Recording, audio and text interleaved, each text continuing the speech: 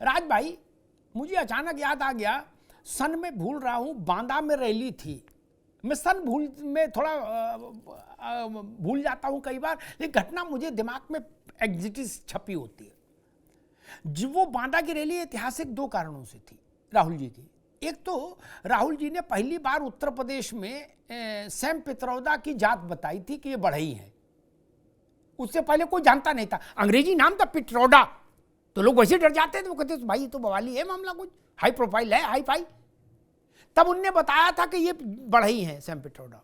और दूसरी बात उन्होंने बांदा में खड़े होकर ये कही थी कि हाथी गन्ना नहीं खा रहा है, उत्तर प्रदेश में पैसा खा रहा है, और बोले साइकिल पर गुंडे सवार हैं। नहीं,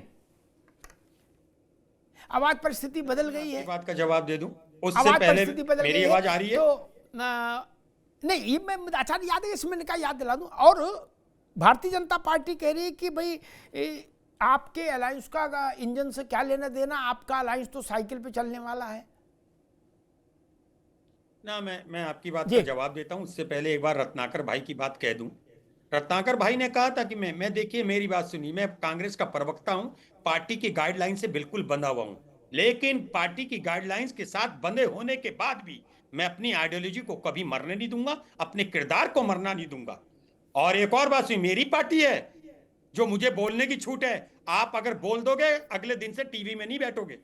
मैं उस घर में उन 2 बच्चों का बाप हूं जिन दोनों बच्चों को अपनी बात कहने का अधिकार है। आइडियोलॉजी मेरी चलेगी, मैं पार्टी की आइडियोलॉजी से बंधा हुआ हूं दद्दा, मैं बंधा हुआ हूं। और एक और बात मैं कहता हूं, मैं एक चीज का विरोध करता हूं।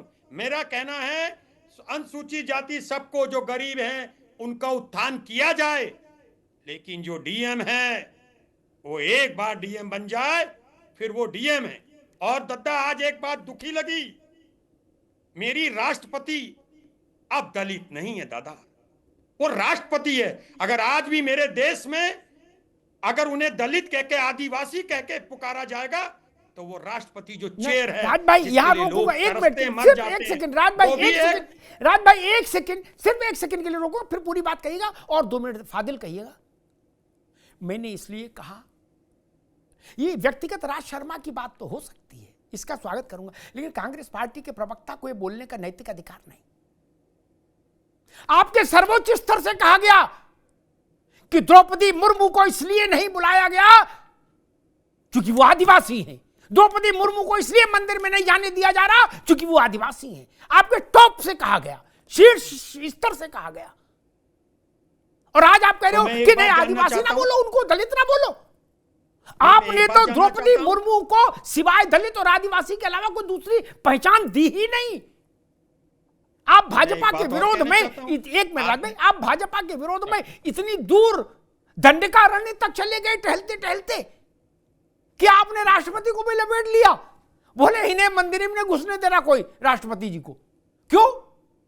बोले दलित आदिवासी है ना, इन्हें कैसे घुसने देंगे?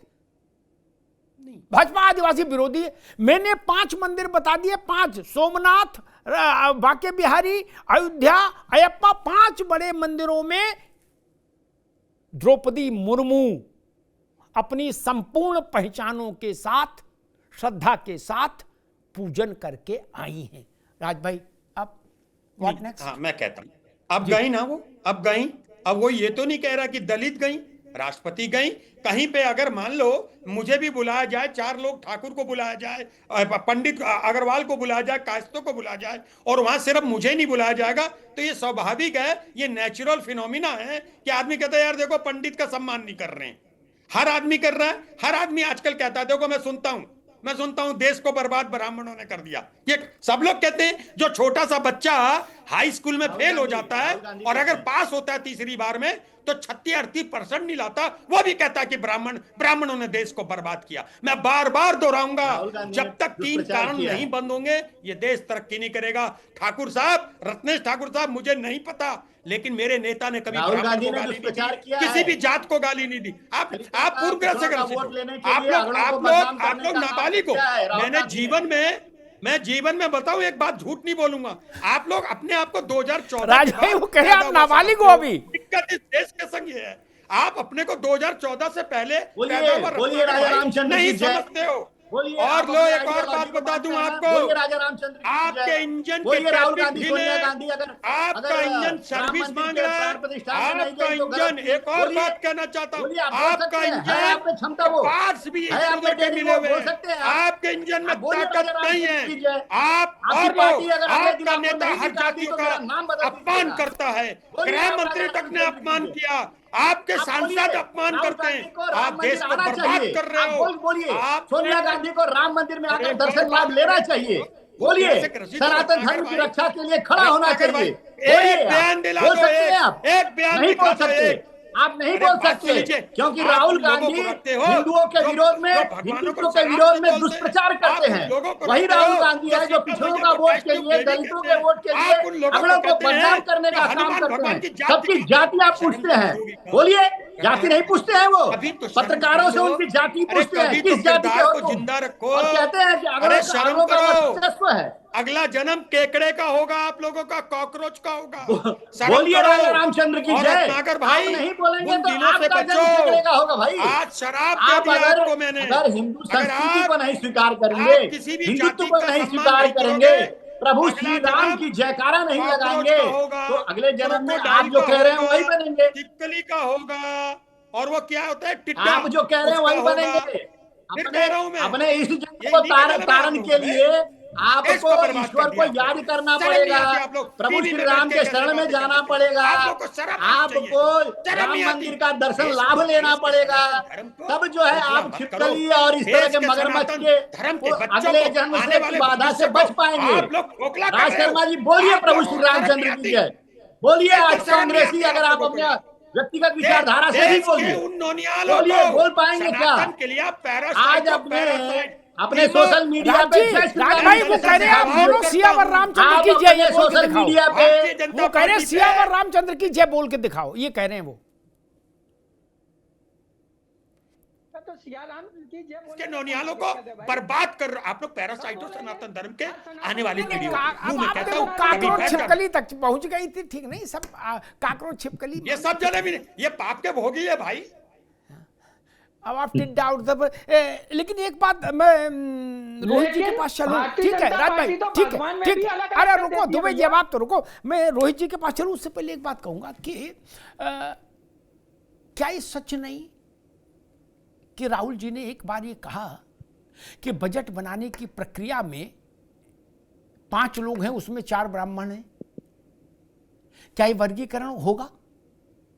क्या अधिकारियों का चयन ब्राह्मण, ठाकुर, दलित और ओबीसी देखकर होगा? क्या ये कहा नहीं उन्होंने? कहा ना, ये बात रत्नाकर जी ठीक कह रहे हैं। उन्होंने सार्वजनिक स्थल पर जातियां पूछी लोगों की, बोले अच्छा तुम ब्राह्मण हो, ठीक है, तुम्हारा मालिक बनिया है, बोले ओके डन, समझ गया मैं। वेयर इज ओबीसी एंड दलित? मैं एक आंकड़ा देख रहा था, मुझे लगा कि कांग्रेस बिहार में चलो 40-50 जो भी सीट लड़ रही है, 50-55, उसमें तो उनने झरा ओबीसी, दलित, ईबीसी दिया होगा, क्योंकि राहुल जी की लड़ाई उसी की है। वो पता लगा कि जितनी जिसकी संख्या भारी उसकी उतनी हिस्सेदारी, कांशीराम जी का नारा राहुल जी ने अपने पास ले लिया। लेकिन जो लिस्ट आई राज भाई, उसमें ऐसा नहीं हुआ। जिनकी आबादी बिहार में 60% है, उनको सीटें तो नहीं दी आपने। इसीलिए मैं कहता हूं कि पर उपदेश कुशल बहुतेरे, जो आचरण सो नर न घनेरे, ये जरूर देखना होगा। अरे श्रीमती जी कुछ तो सस्ता लो।